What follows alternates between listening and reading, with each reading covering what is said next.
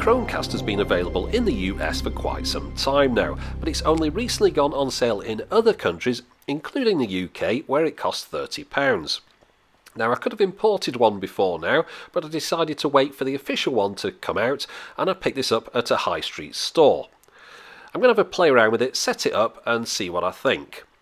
Now, inside the front of it, it's got a getting started page. Gives you the impression it's going to be very easy. It isn't, or it wasn't for me, and I'll explain more about that later. Now, other things in the box, we've got a power supply here, which we might not need if the TV supplies enough power. HDMI extension lead there, again, might not need that. And there is the USB lead with a Velcro tie. Now, looking at the Chromecast itself, pretty simple. Little LED on the left there to indicate what's going on. Full-size HDMI plug on that end. A bit of protective tape, we'll just take that off. Glossy exterior, that's where the USB plugs in. And next to that we've got a little button there, you might be able to see it, that's a reset button. And that's pretty much it. Now, I've noticed that there seems to be quite a bit of confusion out there as to what the Chromecast actually does. So I'm going to use the latest in high-tech computer imaging technology to explain it to you. Now, rather obviously, you're plugging the Chromecast into an HDMI port on your television. Now, what a lot of people seem to think is that the video you're watching on the television is being beamed to the Chromecast over Wi-Fi from a device like a tablet or a phone. That's not the case. What's actually happening is the video is coming straight off the internet through your router over Wi-Fi to the Chromecast to the television. You'll still need a device like a computer or a phone or a tablet to choose what the Chromecast is going to be showing on your television, but once you've chosen it, you can switch those devices off because the Chromecast takes over and connects straight to the internet, not through the device you've chosen the video on. It's much the same way as one of these selector things that you'd used to get with the old jukeboxes. You might pick the record on your table that you want the jukebox to play, but it's actually the jukebox that's doing all the work, not the little thing on the tabletop. Right, that's enough chit-chat, let's get this thing set up. Now, luckily my television has a side USB port that provides enough power to power the Chromecast. That's not guaranteed on every television, of course, which is why they include that power supply in the box as well.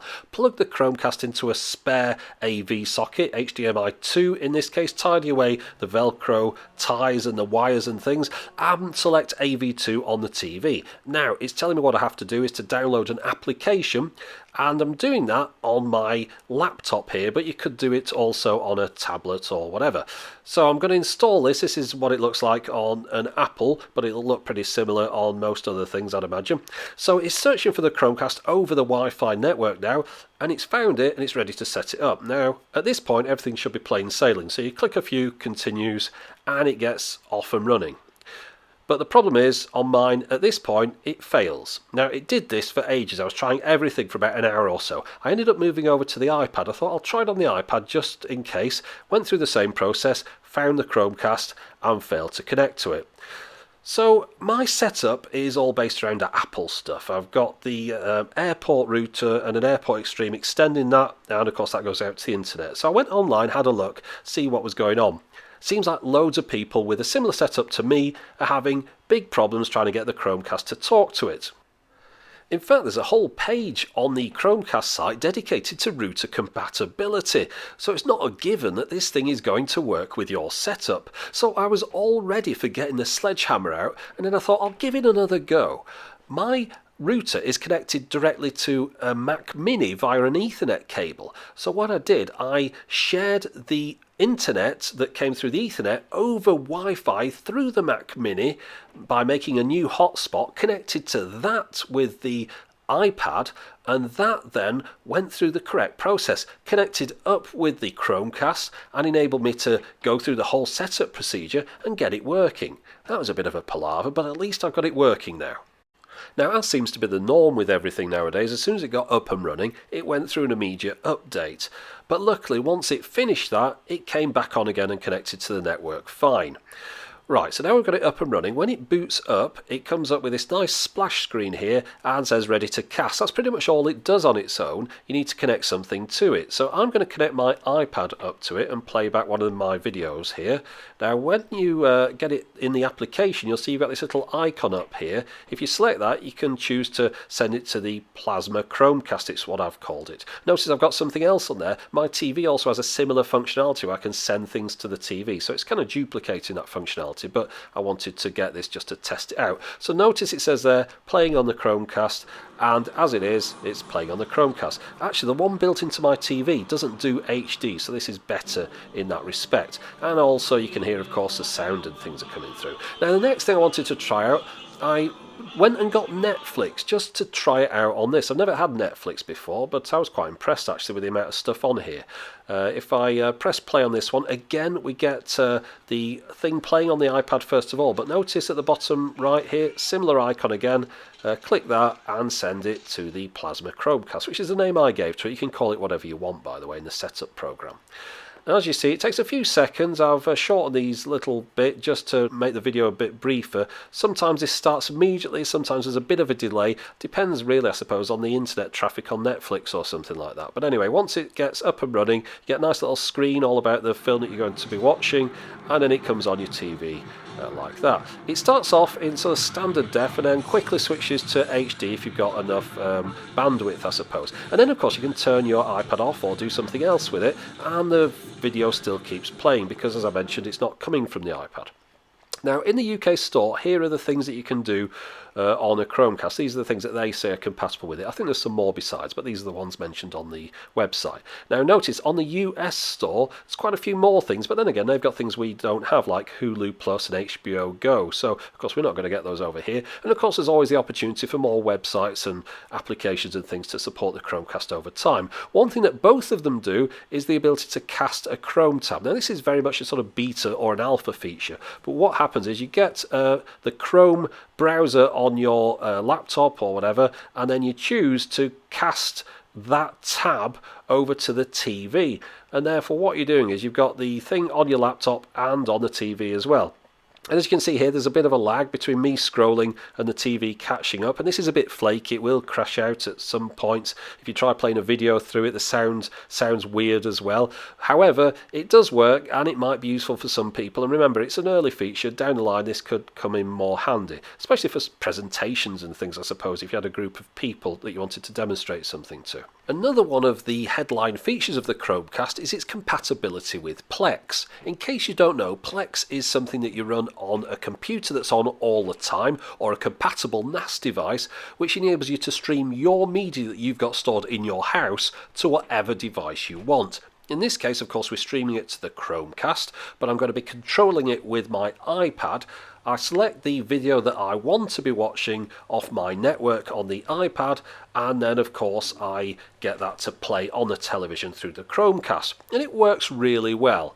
It's got nice HD video, it didn't seem to crash out on me at all, and enabled me to jump around videos and play them back very well, to say that it was all over Wi-Fi. Now, if you bought a large screen television in the last few years, it's more than likely that it's going to have some sort of smart features, and in amongst those, it's very likely it's going to be able to play Netflix and YouTube, therefore duplicating some of the features that the Chromecast can do. Now, the Netflix on this television, whilst it works fine, it is pretty laborious and clunky to pick the movie that you want. As you can see, it's jerking about here. And also something that a device like an iPad gives you is the ability to search easily for a movie using an on-screen keypad, rather than having to hunt and peck with a standard remote control.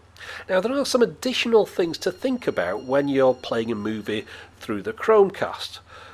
First off, your remote control is on your tablet. So we've got this now playing on the television. To be able to control it, we just tap at the bottom here, we've got the controls on the screen there. As you can see, you've got a few different options there. It's quite nicely laid out as well. You can jump to a particular part of the film by dragging this bar, which is quite convenient. It's easier than fast forwarding through the whole thing. And also you've got the ability to hunt for the next movie to watch whilst that one's still playing on the television, which isn't something you could do with the built-in Netflix application on my TV. But there are disadvantages. Somebody can decide just to walk off with the remote control to the television because they fancy going to bed and browsing the internet. Or maybe the person that started playing the movie did it on their phone and now it's locked and you've got no way to control it. Now you might think that you could open up a laptop and get into Netflix and continue controlling the movie, but unfortunately it doesn't know what's playing on the TV. The only real option is to start something else and then stop that, otherwise you're just going to have that movie playing until it finishes. So there is something to be said still for an old-fashioned remote control with a stop button on it. One of the big features of any modern blockbuster is its surround sound soundtrack. By plugging my Chromecast directly into the television, I'm missing out on all this. I'm just getting TV speaker quality stereo sound. If I'd plugged it into the AV amp, of course, I'd be getting the full surround sound experience. Just something that I thought worth mentioning in case you were figuring out how to get one into your own setup. Now, when the Chromecast isn't in use, it displays an impressive series of photographs on your TV screen. It's got a little clock there at the bottom right as well, but there is talk of them adding additional functionality into these screens in the future, perhaps some sort of notification system. Setting up my Chromecast was much too complicated. Most people probably won't run into these problems, but it's worth mentioning them, and it's also worth going on the Chromecast website to see if your router's compatible. Most modern smart TVs will be able to replicate some, if not all, of the features of the Chromecast, as will most modern day consoles, so you're probably best using something like this on a spare television in your house that's not as fully featured as your main one. However, you will need to have a television that's got an HDMI port on it and a USB power supply, otherwise you'll be using the USB power out of the box. I'd like to see Amazon Prime added to the rather limited list of applications, and you might run into some rather strange controller issues, but the fact that the Chromecast is so small and can be hidden away behind a television and powered by it definitely holds an appeal. So whether the Chromecast is worth £30 to you is only something that you can decide, but I certainly think it's probably the right price for this device, and I'm looking forward to seeing what additional features come to it in the future. Anyway, that's it for the moment. As always, thanks for watching.